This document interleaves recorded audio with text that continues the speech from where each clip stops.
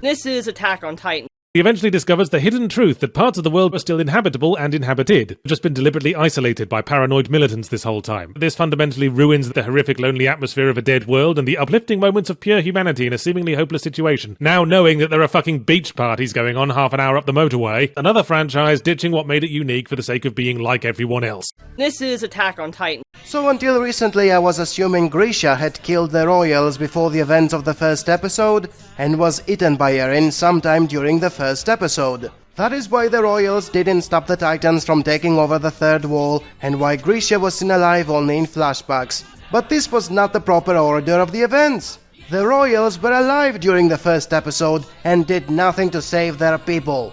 Grisha killed them after the Titans took over the third wall and then went to find Eren in the second wall where he was eaten. That means Eren did meet with his father again, but he forgot about it because of convenient memory loss. And now for the reasons for why this simple rearrangement of the events ruined everything in terms of storytelling. Number 1. In theory, the Eldians of Paradise never were in a grim situation because of the Titans. Their kings could always control the Titans and make them even helpful if they wanted to. The reason they didn't was because they didn't care about the lives of their own people, and not because humanity didn't stand a chance against the Titans, as they wanted you to believe at first. Remember when the show was full of existential horror about the lost people on Earth having no hope? That was all bullshit. And this begs the question, if the kings didn't care, why the hell did they bother to create walls made of millions of Titans so they can protect their people? It doesn't make any sense, does it? And before you say it's not the same royals who built the walls, but their descendants who don't care about their people, let me remind you of the fact that they can travel in time and see what has happened in the past and what will happen in the future. The ones who built the walls wouldn't bother to do that if they knew it would be pointless, would they now? It's bad storytelling. This moves us directly to point number 2. The Marley, aka the not Nazis, make no sense. If they know the royals can control the Titans, why are they turning convicts into Titans that only serve in increasing the army of Titans the royals can send against them? You might assume it's because they also knew the royals don't care about their own people, so they will never control the Titans and will never retaliate by releasing the colossal Titans in the walls. Thus the Marleys sending Titans to eat the Eldians is a nice tactic. But even if that was the case, why don't they invade all this time? The wall breach in the first episode made their enemies to lose a third of their land, and they didn't even fight back. If it was that effective, why didn't they carry on with their invasion and finish the job? Because the mindless Titans will eat their soldiers? They have half a dozen human Titans on their side, and they can all control the mindless Titans. They don't need an army. Just sending the human Titans would have ended this conflict in a couple of days. Maybe because they wanted to capture the founding Titan? Why? He doesn't care about his own people, he doesn't fight back, and they don't need him for creating more Titans. To sum it up, they hate the Eldians, they need their natural resources, the king does not retaliate, and there is nobody else standing in their way. So why haven't they invaded all these years when nothing is holding them back?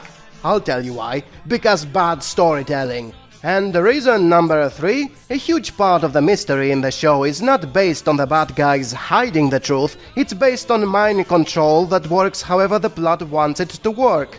I mean, seriously, Eren had the power to turn to a Titan, heal any wound, control all the Titans, travel in time, and have the answer to every question in the show since episode 3. But we didn't get to see any of that because of convenient amnesia.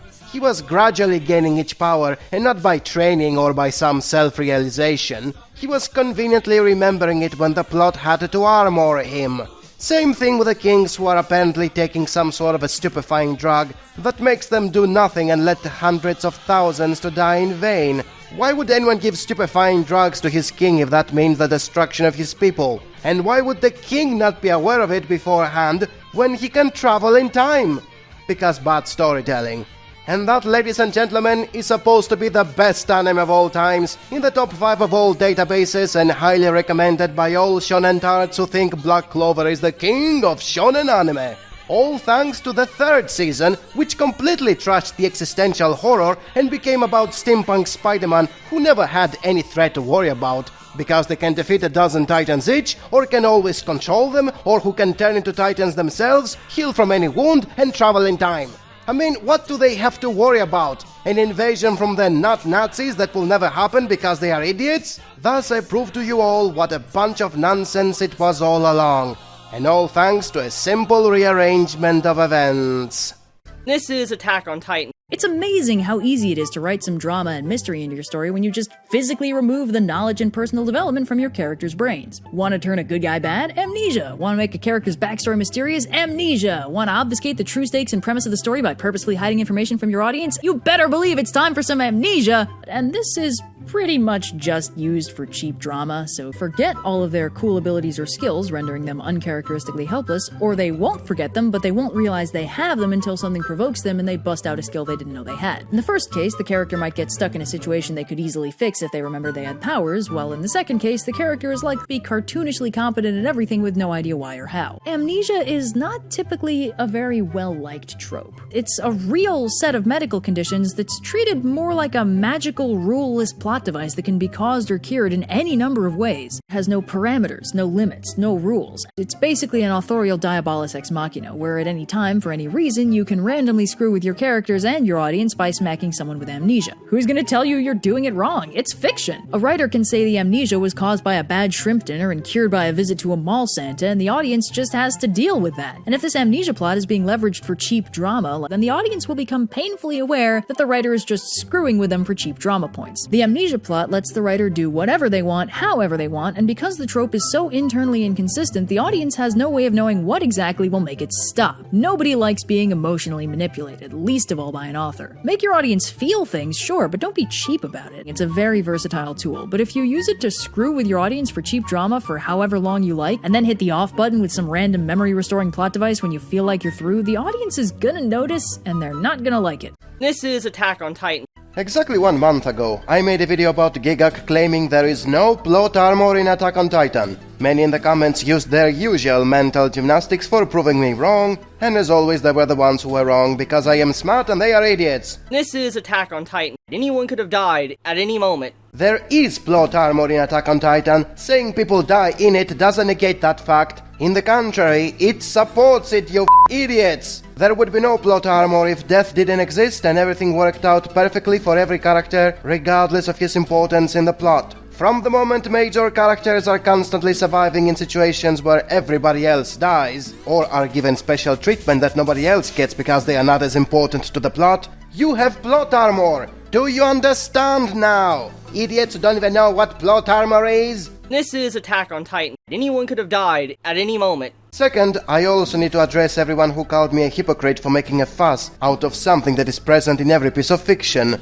Everything has plot armor, so why are you complaining about Attack on Titan in specific? Because not every piece of fiction is promoting itself as not having plot armor. This show is constantly being promoted by everyone as something that doesn't have plot armor, hence the video exposing the hypocrisy. I never said my favorite shows are better because they don't have plot armor. I never pretended they don't have any, unlike this show, which the fanboys constantly brag about it. Do you understand now, idiots who don't even know what hypocrisy is? This is Attack on Titan. Anyone could have died at any moment. And thirdly, as unavoidable as plot armor is, it can be hidden and it can be subtle. If it happens all the time, and by being as bombastic as it can possibly be, it fails to do even that.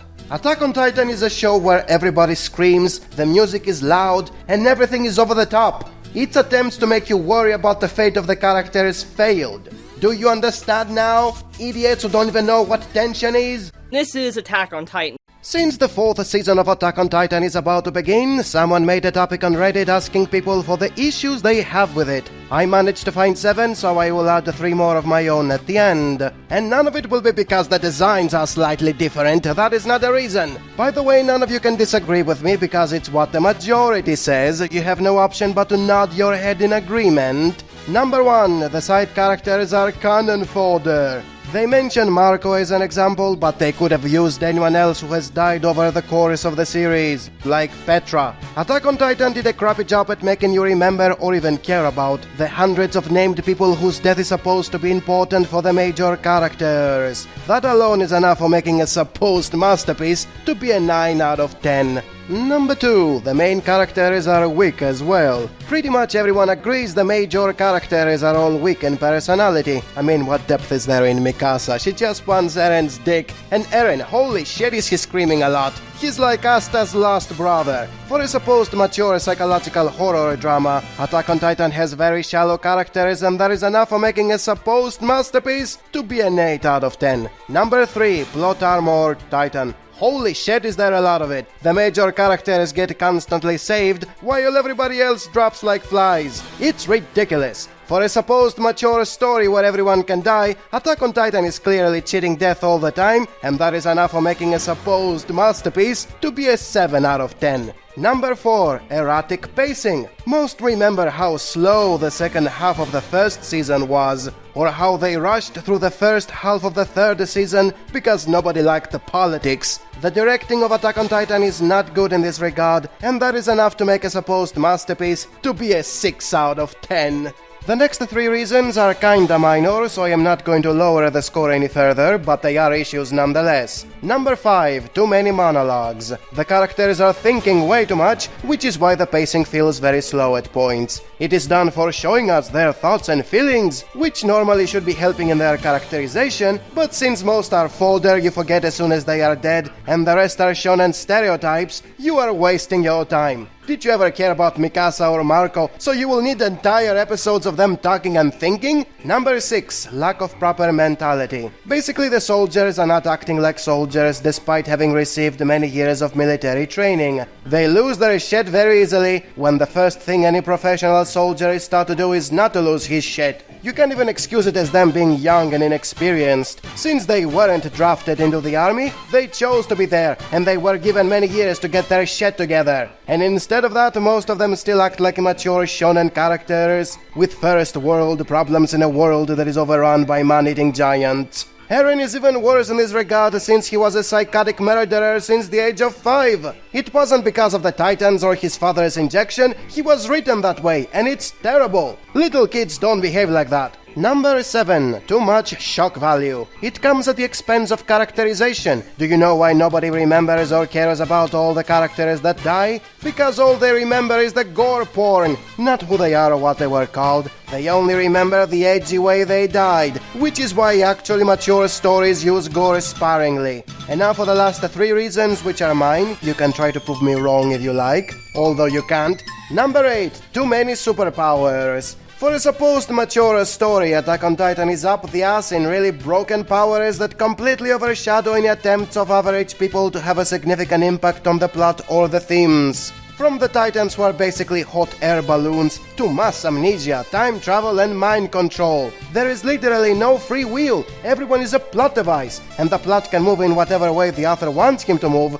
by using broken magic nobody has any defense against. An actually mature story does not eclipse the importance of everyday people in favor of dumb kaiju battles and treating everyone as a robot, because it makes them unmemorable. That is enough for making a supposed masterpiece to be a 5 out of 10. Number 9, nonsensical plot. It literally makes no sense. No matter how much you try to place the events in a proper order, you can't. Character motivations are absurd, and the broken superpowers make anything to be possible. An actually well-written story does not have a plot that makes no sense, and that is enough for making a supposed masterpiece to be a 4 out of 10.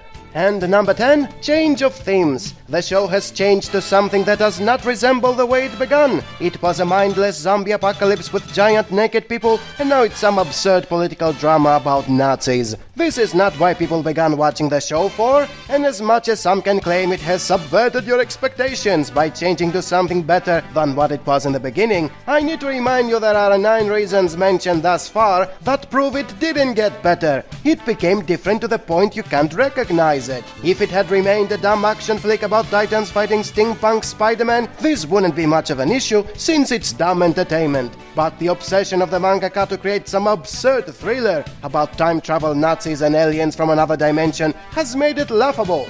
And I know most of you watching this before the season comes out will think I'm joking, but give it some time and eventually Attack on Titan will be remembered the same way Code Geass is remembered. Eren is basically another Lelouch at this point. It's a very badly written mindless action flick that attempts to have serious themes and fails completely. And that is enough for making a supposed masterpiece to be a 3 out of 10. And remember, this is not my opinion, it's what Reddit said. Therefore, you can't disagree with me. This is Attack on Titan. Every few days or every week, we're getting something else where fans are coming at Hajime Isayama. This time it's because of a new interview that, just keeping it real, it does contradict some things that he said back in 2015. The Attack on Titan creator Hajime Isayama is catching more heat due to a recent interview that just came out because it contradicts things. In 2015, when Hajime Isayama was interviewed and he talked about chapter 50 in particular, and some people speculated maybe they might kiss, his response, Hajime Isayama, was, oh, no, it's more of like a motherly bond that the two of them have, Eren and Mikasa. So him now going into and, creating what happened at the end of Attack on Titan, where Eren's like, oh no, I don't want her to end up with nobody else. Basically, people are saying, so wait a minute. If Eren looked at Mikasa as a motherly figure in chapter 50, did Eren want to smooch his mom? Like, what the hell is going on here? Basically, Hajime Isayama got caught in a way contradicting and retconning an initial setup that he even further explained in 2015 in that interview was just a motherly bond. Now, him doing what he did, and even what he's saying in this interview of, I wish they would have kissed, I wish I would have been able to do that, it's bullshit because that's not what was on his mind. 2015, he didn't say that. He said it was a motherly thing. So unless Hajime Isayama has gone batshit crazy or whatever, it's considered a retcon at this point. He changed what was initially supposed to happen there because, yeah, it was just a motherly thing and he wasn't thinking of them paired up or whatever. Like, you could tell there was changes made along the way.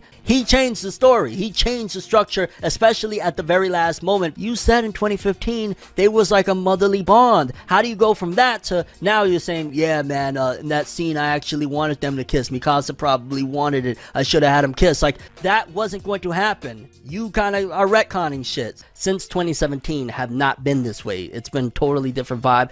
That's not what I've thought for a while now. Since about 2017, that's not Eren to me anymore. Isayama didn't plan things right. He changed it. Bottom line, there's a retcon there, and fans are really, really pissed off. This is Attack on Titan. Attack on Titan continues to prove it has absolutely no idea what words mean. After naming the 4th season the final season, only to have 3 more seasons after it that needed 4 years to come out, and after everyone declaring it was the end of an era, we now get another movie, proving that there will never be something final about it. It will never end. They will keep making more finals and they will keep remaking the ending every year since nobody liked it. And how can they like it when deep inside they know Eren could mind control everyone he liked since the beginning of the story? Nobody had personal goals, much less free will, since the very first episode. Also, how can they like the ending when Eren massacred most of humanity, still failed to save the Eldians, and somebody other than himself fucked Mikasa? It was a complete failure from the get-go. Every fanboy was coping so hard they gathered who knows how much money to keep remaking the ending, which is also not gonna be satisfactory since everything falls apart since the very beginning, with Eren mind controlling everyone. Onwards, the final movie, part 7, The Last Attack, part 9 out of 3.